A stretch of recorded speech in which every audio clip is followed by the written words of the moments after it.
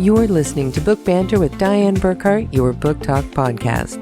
Join me every Wednesday for real conversations with authors and publishing insiders, where you get to connect with the humans behind the books you love. Let's get on with our show today. Well, hello, my happy people. Today is August 5th, 2026, and of course, I have got another fantastic author for you. Today's guest is an award-winning poet and essayist whose work has appeared in more than 100 literary journals. After publishing multiple poetry collections and writing across several genres, she's now taking the leap into long-form fiction. Today we talk about her debut novel, Yellow, where cosmic mystery, Southern Gothic atmosphere, and the complexity of girlhood come together. We also discuss her creative process and the experiences that have helped shape her journey as a writer. Now, be sure to stick around until the very end of today's episode because I have got exciting updates about next week's guest, along with happenings that are going on with Burkhart Books and Book Banter Productions. But that's enough blather from me for now. Let's get on with today's interview. Please welcome to Book Banter with Diane Burkhart, award-winning poet, essayist, and debut novelist, Amy Pence. Please tell everyone who you are and what you do. My name is Amy Pence, and I am now a writer full-time, or I should say maybe part-time. I also tutor part-time students in high school. So that's what I do now. I know you have written poetry and essays, you do hybrid work, and I'm really interested in whenever somebody has such like a wide interest in writing, what sort of things did you read when you were growing up? Oh, that's a great question. Yes, I had an early love for reading. So some of the authors that I read, my favorite was Charlotte's Web as a child. And then as a teenager, I'd have to say The Diary of Anne Frank made a huge impact on me.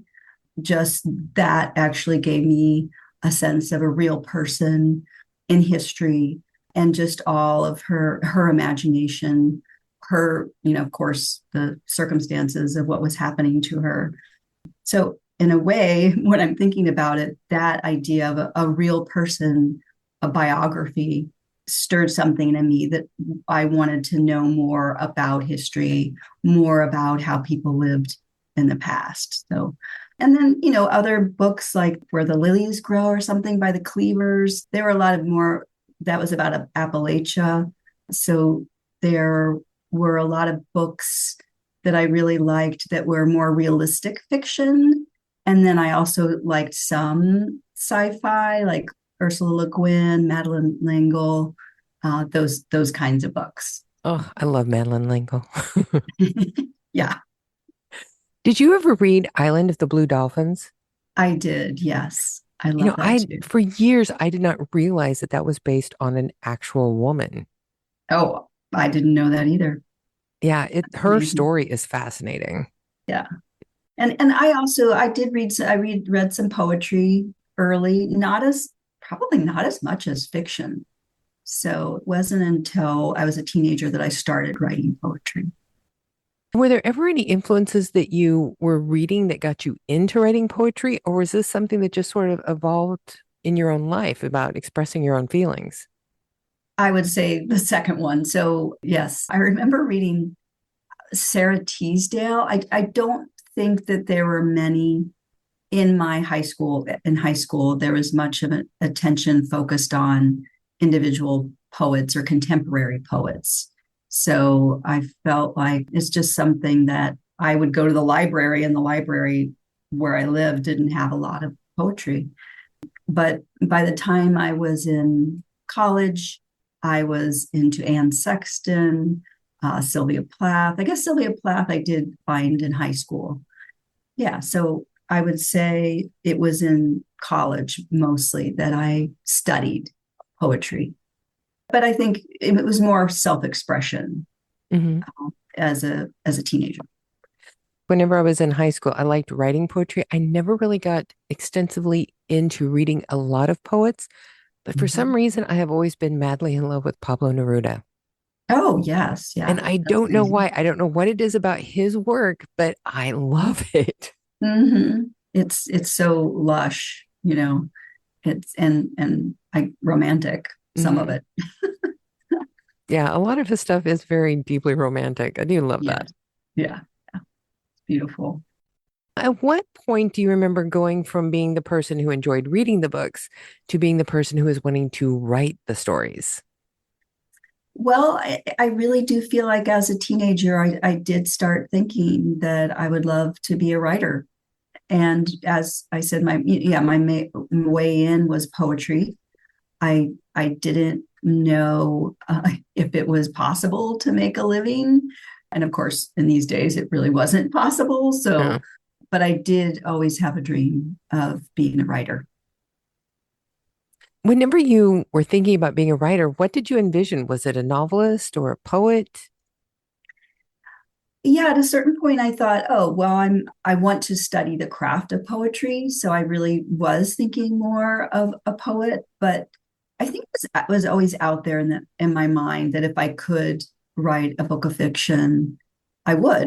But that came pretty late in my life that I started writing stories. That wasn't until my 40s.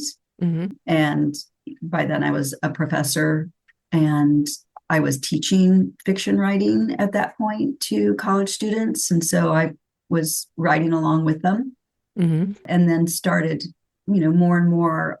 And of course, I'd taken in graduate school because I went to graduate school in Arizona, University of Arizona, and got an MFA in creative writing. So I took some fiction writing courses. You had to.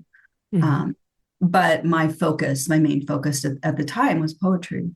But I think that poetry as a way into fiction served me well. So just appreciating words, and just that condensed format, I believe has become my style Hmm. in terms of how I want to communicate, even in fiction. I want the sentences themselves to be as magic as reading a poem, I hope. And I think you can usually tell a lot of the times whenever somebody does have a background in poetry, because whenever you read their prose, it is lyrical. Yes, yes. And yeah, there's so many writers. My favorite right now is Marie Helene Bertino, and she's a speculative writer. She wrote Beautyland and just came out with a book of short stories. And I loved her writing. And then I found out later that, of course, she wrote poetry first. So there's just something about the pacing Hmm. and the attention to just the right word Hmm. that you go, whoa, that was an amazing sentence. So I'm finding that a lot of the fiction writers that I really love were poets, to begin with. So One of the things that I think you would be the perfect person to ask about, whenever you have had like so much experience, you've written so much, you got your MFA in creative writing, you were an instructor. How well do you think you were prepared by all of this experience to actually try to turn writing novels into a career? I was not. That was No. the answer I expected. Yeah. No, no. And I guess in a way, I always knew it wasn't about money or even fame. It Hmm. was more the love of writing. Hmm. And I think these days, if you get an MFA in creative writing, some programs turn your attention to actually making a career out of it, as you said, and selling books and et cetera. But there was nothing in my program at the time. It was really the Hmm. quality of the work and your dedication to the work. So even submitting poems wasn't something that we talked about. I have a friend that I'm still in touch with in graduate school who once she sat me down and told me, okay, this is how you submit poems because she was doing it and getting published in magazines. But I mean, that's before the internet. So it was what's the procedure for submitting Hmm. poetry? And nobody talked about it in classes. Oh, yeah. So we were totally illogical about approaching a career as a writer.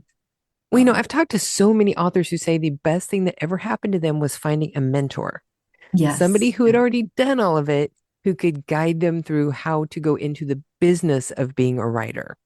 Yes. Yeah. Because being a writer and being in the business of being a writer are two totally different things. Exactly. Exactly. And because, I've published 5 books of poetry. 2 of them were chapbooks, and then so actually could say 6. So 4 full-length poetry books and 2 chapbooks. And so poetry didn't really prepare me for fiction Mm-hmm. in terms of this is a whole different level in terms of publicity. So as a poet, you kind of think, oh, okay, well, if I get a nice crowd of 10 people at a bookstore, that'll be great. And if 2 buy the Yeah. book, that'll be even better. But I realized, oh, this is a different level. So there's a really amazing man here in Atlanta who he's now on his 2nd novel, and I would say he's my mentor. So he's told me, if anybody offers you to read, do it. And he's just amazing in terms of how he's created an audience. So he's got an audience. He had an audience ready for his 2nd book Yeah. because they were so thrilled by his first one. And he just does a lot of talks and readings and in conversation events. So he did 2 with me. And I was so happy. His name is Robert Gwaltney. And I thank him for how he's been my mentor Sing for Down the Moon. Sing Down the Moon. Yes. I just interviewed him 2 weeks ago. Did you? Isn't he Yeah. amazing? He Yeah. is so much fun. I love him. Yeah. Yeah.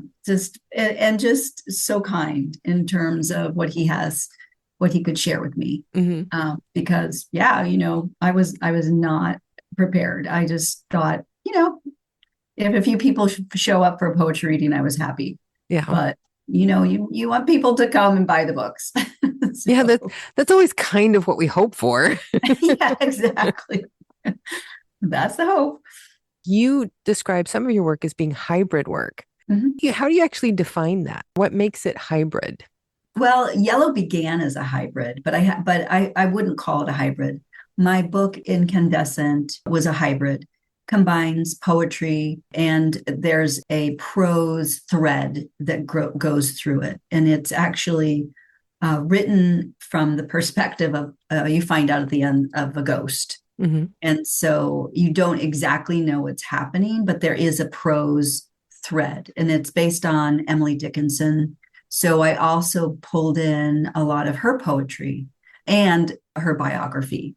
For me, that's a hybrid where you can bring in a biography of a real person.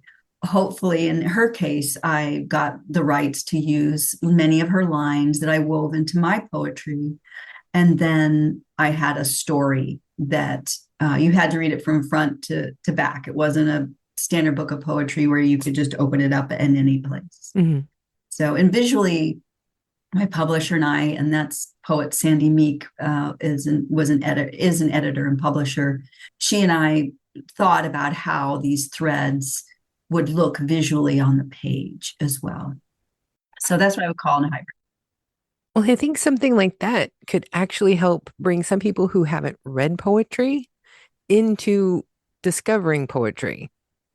I think so. And then I couldn't say that was really my intention, but I think those who write hybrids really, that there's a desire for a narrative thread, Mm-hmm. and so that you're appealing to at least that idea that, okay, these poems I'm weaving into this full narrative thread.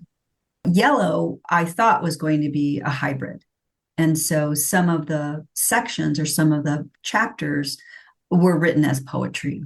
Mm-hmm. And it was my partner when I was reading the book, and he'd say, oh, that sounds a little different, or you're reading it aloud, because I read aloud a lot of the sections to him as I was writing. He said, you're Mm-hmm. reading it a little differently. And I said, oh, it's a poem. And then he said, oh, why? And so I actually went back, and knowing that a lot of people are put off by poetry, changed a lot of those sections so that they're prose.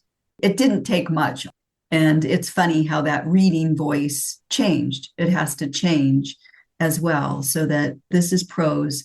It may have poetic sentences, but I wanted to make sure that I wouldn't scare away the reader with, oh, what happened here? As I did with my partner. It was good to get that reaction and realize that it can be off, for some people, off-putting. So anyway, it was a great learning experience for me to just understand that narrative thread has to be really clear. I like the fact that you're talking about reading your work aloud as you're going through your creation process. Because one of the things that I have found, especially for dialogue, is you can understand a different way if something lands correctly or not when you hear it spoken than when you just read it on the page. Yes, definitely. And I just think reading aloud does several things. And yes, for dialogue, that's one of them. Does this sound natural? Would people actually talk this way? And then when you're reading aloud, you're seeing your omissions. What am I leaving out? And do I need to go back and make certain things clear spatially, or, where are they? And sense, the senses. Do I need to show this gesture?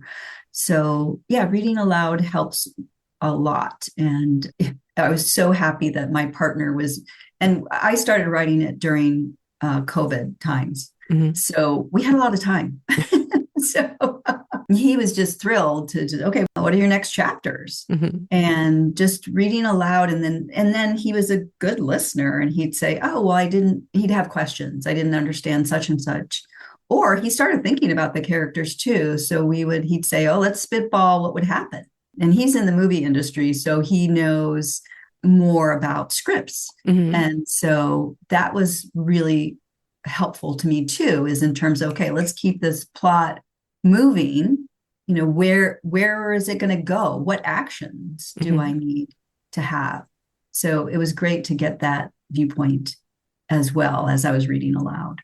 Speaking of yellow, you use Watergate and Skylab era as the backdrop for your novel.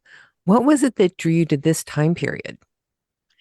Well, it was an interesting backdoor route to it.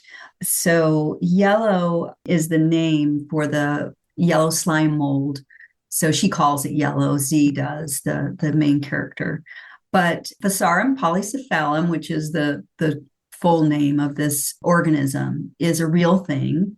And I found a note in a book on meditation that it was discovered by a housewife in Texas in 1973. And so just that one little detail just sat in my mind for a few weeks. And I just thought, gosh, that's so interesting. Now I know that it was rediscovered. It's always been here. It was just, what's this organism? And somebody actually paid attention to it and brought it to a lab and made the New York Times in 1973. And they didn't know what it was. It was an unclassified. And so what happened is that I just started looking up, okay, what else happened in 1973?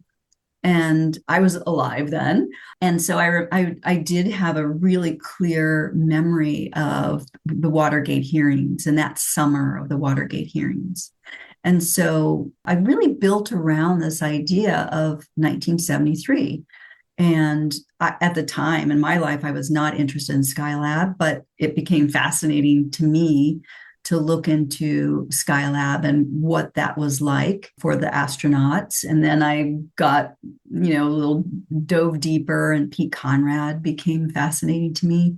So yeah, all the things around 1973, just, Vietnam veterans are coming home. So that became another thread. It was almost like, I can say it was a little bit like yellow, the way yellow as an organism spreads out.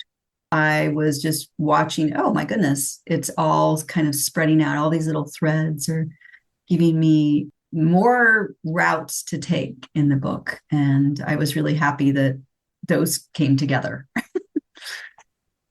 I know growing up as someone, who grew up in an artistic family, that colors can really evoke different emotions in people. Did you use the actual color of this as a way to invoke some different feelings or emotions in your story. It ends up that that happened. I have to say that I wasn't a big yellow fan. It's not a color that I have in my house. I'm more of a blue fan.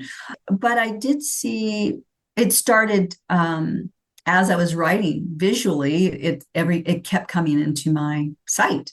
Hmm. And so, daffodils in spring, yellow, I feel like evokes a lot of different emotions. There's brightness and springtime, but I think that there's for some people, it can be kind of negative Hmm. in terms of, I'm thinking of, tie a yellow ribbon around the old oak tree, it's about courage, Hmm. but it's also about loss, a little bit about loss. So, yeah, I think that, but of course, she becomes an artist. So Z becomes a visual and performance artist. And so that yellow, and in many ways, was something I felt like for the character had a lot of meaning. Less so for me, I guess. I also grew up in like the 70s, Uh-huh. and one of the great like classic B horror movies was The Blob. Yes. And whenever I was reading little bits about yellow, it like kind of Mhm. invoked these sort of images. Did any of that Mhm. ever come in for you whenever you were writing this? At the very beginning, yes, because, in the Paris Zoo, they have an exhibit and they call it Le Blob. I actually have to go and see that exhibit. So, yeah, it's there's that creepiness to it as well. And I did think about it a lot in the beginning. And I have to say that kind of went away the more I got into, okay, this is an amazing organism. Hmm. It can solve puzzles, it seems to have consciousness. Hmm. And so that really all the negative things kind of fell away. But there is that initial sense that it's creepy. And that becomes fascinating for Z as a young child, and her brother Clem. That's fascinating, that creepiness about it. Yeah, I remember when my sister and I were kids, her favorite toy was slime. Oh, yeah. And oh my gosh, it grossed me out so much. I couldn't stand the sound of it. I couldn't stand the feel of it. Uh-huh. And she was always carrying that stuff around playing with it. Oh, that's hilarious. Wow. And I think that's one of those things where, you can imagine how something like this kind of an organism, some people would find fascinating and intriguing, and other people would just be turned off by it completely. I mean, it has such a range of emotions that it can invoke just by Mhm. how it is composed. Yeah, exactly. And then it shows us a little bit of duality, right? Hmm. It's gross and it's fascinating. Yeah. So that pulls into this idea of duality that I'm trying to explore a bit in the book. So why don't you go ahead and tell us the synopsis of Yellow? Okay. Well, it's the summer of 1973 in Louisiana, Metairie, Louisiana, and then she also is in New Orleans, when a young girl named Eliza, and she comes to be known as Z, she finds a slime mold in her backyard. She's enchanted by it. They share this bond. She shares this bond with this kind of magical organism. But then that same summer, that bond is shattered by an assault at the lake. So she really does spend the next almost 4 decades until she goes from 12 to her early 60s, trying to recover that part of herself that was awakened by yellow. And it follows also the path of Clem, her younger brother, who becomes a seeker in New Orleans. And it pulls in because, as I was telling you, in 1973, there was so much happening. I sort of follow those threads, the space exploration and Skylab, as well as the Vietnam veterans coming home, the Watergate hearings, and those erased tapes. That's what makes a little bit of a multi-genre book, is that it doesn't really, I would call it speculative fiction, but it does have some of these other threads, including biography, the biography of the commander of Skylab, Pete Conrad, the biography of Einstein. So some of those things make it a little bit of a multi-genre book. And also we come back to the man who assaulted her, who was a serial killer. So there's a little bit of a mystery as well in terms of what happened with the other young girls that he had preyed upon.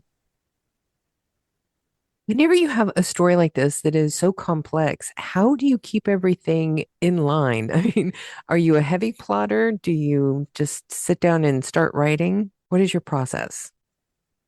Well, this one really worked out for me in terms of no, I am not a plotter, and it worked out in terms of following the threads that I was following from 1973. So there was a point that I realized in the book that I better know what's happening at the end. So otherwise, because I do have a practice novel that I worked on for 10 years Mhm. that it fell apart. So it can fall apart if you're just a pantser going by the seat of your pants. Mhm. And that's what happened with my first book. So this one, I just thought, okay, so I've gotten to a point where I think I need to know the ending. And so I did have in my mind how it would end. And that was really helpful because it also follows many decades. So, this could go on forever. But I realized, oh, okay, that's what's going to happen at the very end. And so I was at the midpoint, and then I realized, oh, okay, I'm gonna write towards that ending. Now seems like the perfect time to do our 5 quick questions that never turn out to be quick, but I Okay, just have too much fun doing them, so I'm not going to okay, stop. okay. Sounds good. For yours, I was snooping on your Instagram this morning. Mhm. And so we have 4 questions about that. And then the 5th question is one that we're asking everybody this season. Okay. So now, question 1. What did you think of Sing Down the Moon? Because I know you mentioned it on your Instagram. Yeah, I thought it was almost like a tour de force in terms of how Robert created this barrier island vibe with with these 3 main characters and a lot of characters on the outer edges of it. And he kept the ball rolling. I'll just say that I love the last 20 to 30 pages where it was a page turner and you just thought, okay, now we're going to find out what really happened. So just that he kept all these things in balance, and it seemed to be almost a mythical world that he created. So that I liked the suspense. Yeah, and I like the names it has for his characters too. Oh yeah, yeah. Mirabelle, and yeah, very very poetic Mhm. and and very southern too. Yeah. So the southern Gothic comes in. Question 2. One thing I've noticed from talking to a lot of authors lately is that creating playlists for novels seem to be becoming a real trend. And you Mhm. created one for Yellow. What inspired the songs that you picked for this playlist? Well, actually, some of them inspired me. So in 2020, when I was writing the book, the Italian composer, and I'm not going to be able to say his name correctly, but in Einaudi, I can't even spell it probably, Ludovico Einaudi, time lapse was on my playlist, Hmm. and it just kept coming up. And there were 5 or 6 that are on my playlist that just kept me writing. So I had almost a little bit of a ritual where I would sit, how I would sit, and the music that I would listen to. And that time lapse album was very inspirational for me. So that's why you know, I didn't even write about all the ones when I wrote a little piece on it, but there are 5 or 6 that one called Experience that gave me this, just seeing Z, writing about Z, you just get the idea of a whole life, just in that one song. Hmm. He seems to capture what happens to people, the turmoil and the ecstasy. So I have to admit, this is a trend that I've been really enjoying. I think that it adds like such an excellent layer on top of the story whenever an author will pick songs like this for you to listen to while you're reading. I think it just really adds a whole other nuance to it that you wouldn't otherwise get. I mean, from Yeah, anything else. yeah, I love that too. Now, question 3. What memory stands out the most for you when you think back on the Women's March in Atlanta in 2017? Oh, I participated in it. And what stood out was at one point I remember looking at the sidelines and there was about 12 girls, young girls, and they were probably between 9 and 11. And so maybe they were too young to march, but they all were holding signs. And it gives me a thrill even now to think of them just, feeling powerful in Hmm. that moment and feeling like, we're doing this for you. Hmm. Sadly, you know, Yeah. but I think those 9 to 11-year-olds, are doing what they need to do now. I think I just admire so much the young women of today who've gone way beyond us. Hmm. So in terms of I feel like in terms of their emotional life, in terms of how they are in the world, that they are not going to be, shamed. Hmm. They're very strong. Many are strong. So anyway, that's the little image that comes back to me and seeing these young girls holding signs and feeling like, oh yes, it's for you. We're doing this for you. It's like that embodiment of hope. Yeah, yeah. It was a wonderful moment. Question 4. What is your favorite thing to make with fresh figs? Well, big jam. Yes. And they are right now plumping up in my front yard right now, my fig tree. So it's key time because the birds will get them if I Hmm. don't if I don't start picking them soon. They're a little early because of course everything's coming early. Hmm. Usually it would be mid-August, and I can see, oh my gosh, it's late July, and here they come. So I big have to jam. admit, when I saw that you have a fig tree by your front door, I was so jealous. I love figs. Yeah. Oh, they're amazing. Yeah. So now your last question. Question 5, we are asking every author this year the same question because we're creating a list that's going to go in our Book Banter magazine for holiday shopping this year. And that question is, what book to movie adaptation do you think is the best that you have seen so far? Well, I just saw the Odyssey. And I have to say, because I tutored students in ninth grade for 5 years at a private school here, they had to read the Odyssey. And I thought, oh my gosh, that's amazing. It was a 3 hour and something minutes long, but it felt I was totally in that world.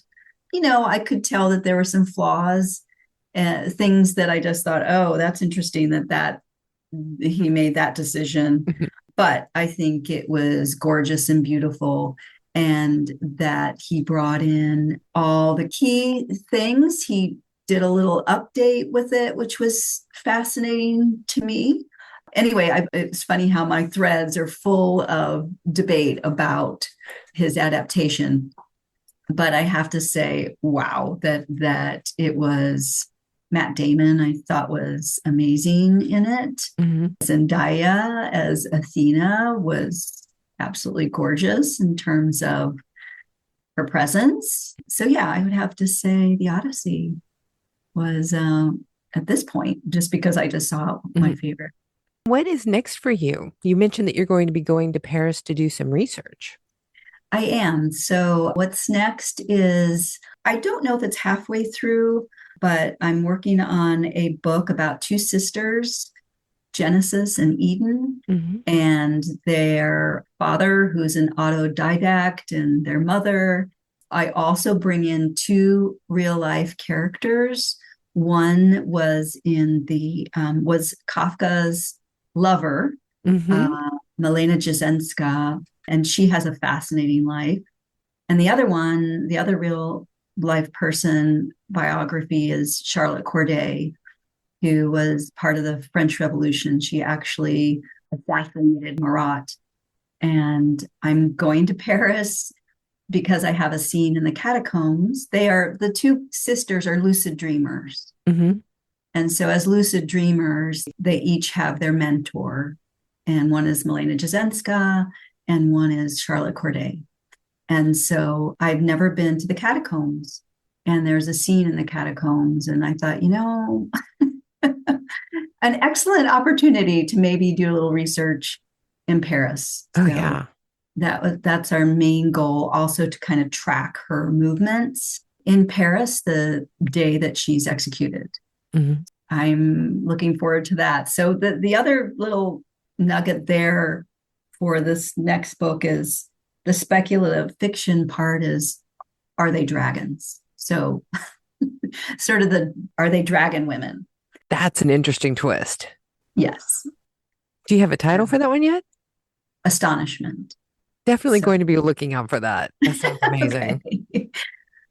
We'll see. It's I'm, as I said, I'm sort of halfway through, and I really have to see my way now to where is this going to go. I'll be very interested to see where that goes too. Okay. Okay, good. You will definitely have to come back whenever you get ready for that one to publish, and we will talk about that one too. Yay. Okay. So now remind our listeners who you are and where they can find your work. Okay. I'm Amy Pence, and you can find my work through my website, amypence.com. And Yellow is available from Red Hen Press.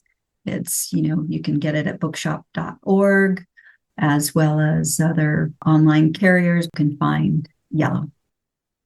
And of course, as always, we will have information in the description of today's podcast with live links so that everyone can find you and your work and go buy your book from bookshop.org. Yes, thank you. So we're always big on promoting bookshop.org and indie bookshops anytime we have the opportunity to do that. Yes, good. Agreed. Thank you so much. This has been so much fun talking to you. Oh, thank you. This has been great. You're a great host. Thank you. Guided me right through. So there you have it, folks. That was my interview with the incredible Amy Pence. I have to say, after talking with Amy today, Yellow has definitely moved up on my to-be-read list. It was already there, but after hearing her talk about the story, I am really looking forward to reading this as soon as I can. Unfortunately, my to-be-read pile has reached a point where I think I need to hire a reader. If only I had the budget for that. But I guess I should just be thankful that there are a lot worse problems that I could have than having too many books to read, right? If you would like to learn more about Amy and her debut novel, Yellow, or her other published works, be sure to check out the links in today's podcast description. Now, next week, I'm looking forward to sharing my conversation with Nathan Jorgensen, because I am actually currently reading his latest novel, Otto's Portal, right now. Well, not right now. You know what I mean. I've actually been a little annoyed that I have been so busy I haven't been able to get to it faster. It's definitely one of those books that you do not want to put down. Unfortunately, if I want to keep bringing these shows to you on schedule, I do have to put it down once in a while, but I pick it up every opportunity I can because it has got me wanting more. I cannot wait for you to meet Nathan and hear our conversation because it was wonderful. So be sure to come back next Wednesday and you can hear it all for yourself. You can thank me for that later. Now, before I let you go, I do want to give you some news for Book Banter Productions.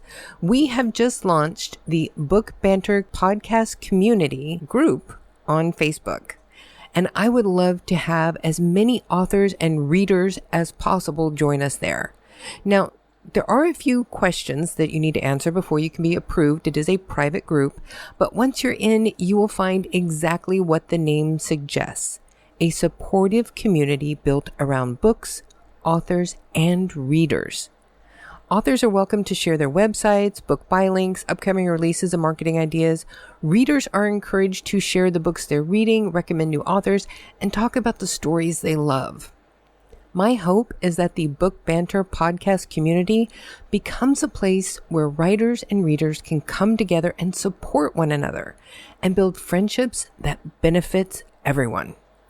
The one thing that I do want everyone to know is that this community is built on respect. We have a zero tolerance policy for bullying, harassment, name-calling, or personal attacks.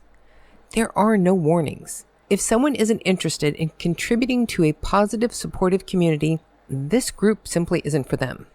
There are plenty of places on the internet for arguments. What I want to create is a place where people can enjoy talking about books, encouraging one another, and having fun doing it. And if that sounds like something you're interested in, I would love to see you there. Well, I think that is more than enough for today, folks. So you know what that means. It's that time. It's time to go forth and be really happy. And go jump on Facebook and join our community. Thank you for joining us today. Be sure to subscribe to Book Banter with Diane Burkhart on your favorite podcast streaming service. Because if you love books like we do, you do not want to miss a single episode of this podcast.